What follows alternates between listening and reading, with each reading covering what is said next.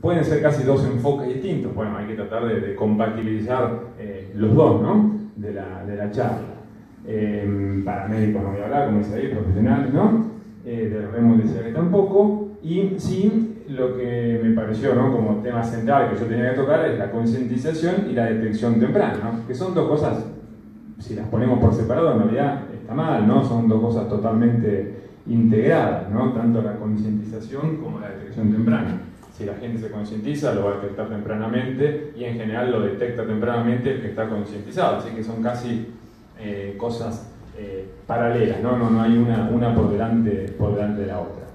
Entonces, en esos temas es que podemos aclarar, pienso, seguramente voy a decir cosas, cada uno va a decir esto, ya lo sabemos todas, otras cosas que van a ser novedad, algunas cosas que por ahí hay preconceptos que no son así, que espero poder aclararlos.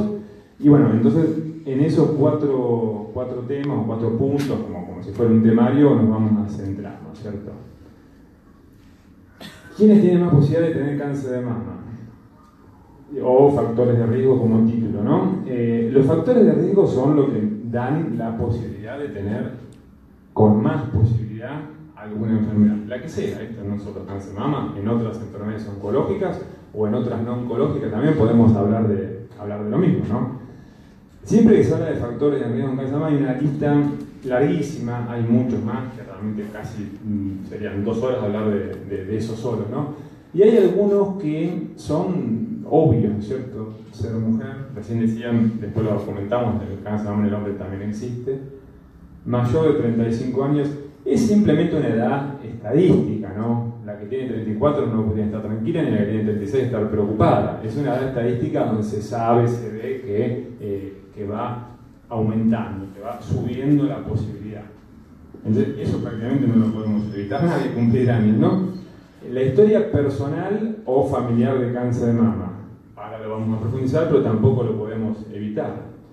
Los antecedentes de patología mamaria premaligna de cada una, eso también es importante aclararlo, ¿no? Si me disculpan, así, ¿no? No, pero no hay problema.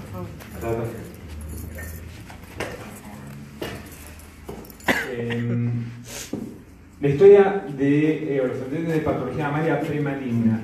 Es muy común uno ver en el consultorio pacientes que dicen ya, digamos, asustadas, como condicionadas para toda su vida. La palabra más común es displasia. Yo tengo displasia, estoy diagnosticada de esto y toda la vida lo voy a tener. Realmente cuando hablamos de antecedentes propios, ¿no? de una paciente de patología premaligna, hay que medirlos bien. Hay pacientes que han tenido nódulos benignos y que son totalmente benignos, y que pueden tener o no un cáncer de mama en el futuro, pero no va a estar relacionado con eso. Entonces la paciente no es que tiene un antecedente.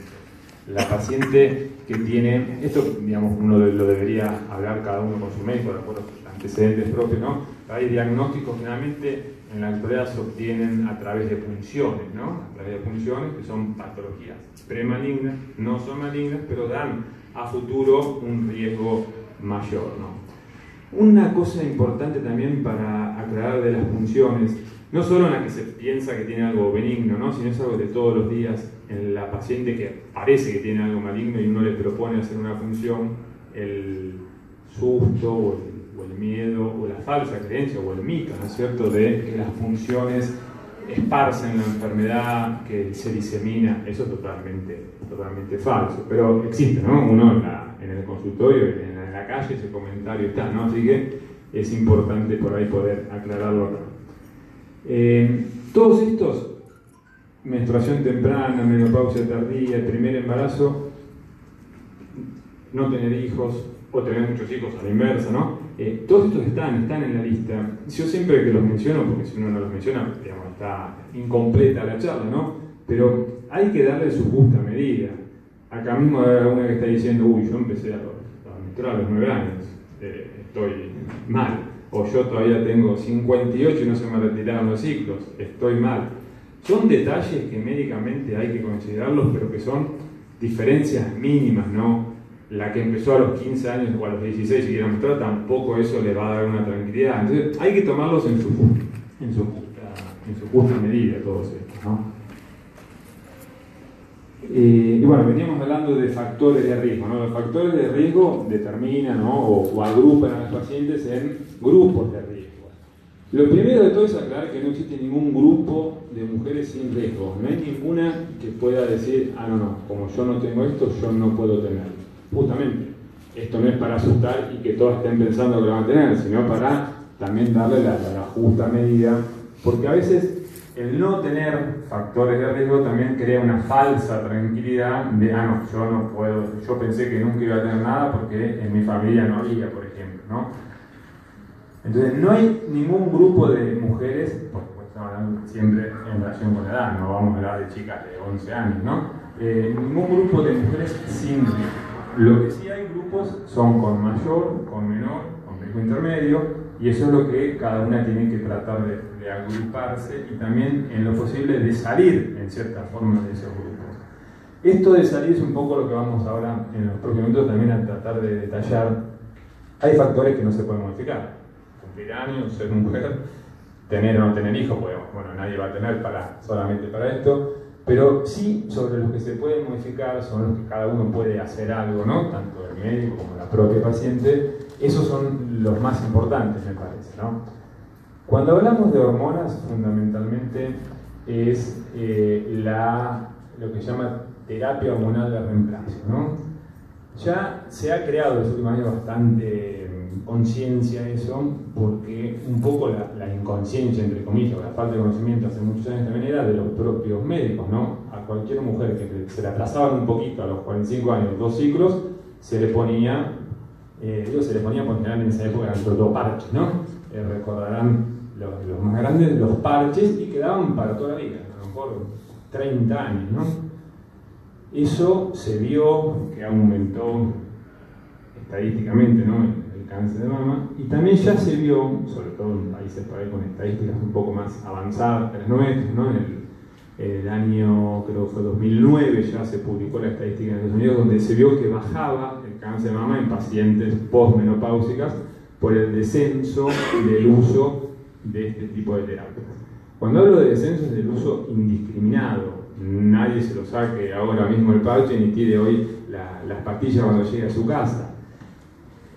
Una cosa es la paciente, como decíamos hoy, que se atrasaron 2 ciclos y por 20 años hormonas, y otra cosa es la paciente que comienza su menopausia, que tiene síntomas severos, síntomas importantes, que también son invalidantes, pero que también intervienen, que seguramente alguno lo estará relacionado cuando ese síntoma es posterior a un tratamiento, ¿no? que debe haber casos. Entonces, esa paciente puede recibir una terapia de reemplazo, puede recibir hormonas que habitualmente son estrógenos. Estamos hablando siempre acá de pacientes que no han tenido nada en la mama, ¿no? La paciente que ha tenido un cáncer de mama, bueno, eso se analiza cada uno con su médico, pero todos sabemos que una de las contraindicaciones absolutas sí es recibir estrógeno, ¿no? Entonces, como factor de riesgo, las hormonas. Este otro que había dicho al comienzo, ahora lo vamos a hablar bien. También hay que ponerlo en su justa medida, ¿no? Es súper común que en el consultorio viene una paciente, yo tengo antecedentes, y listo, y ahí termina todo.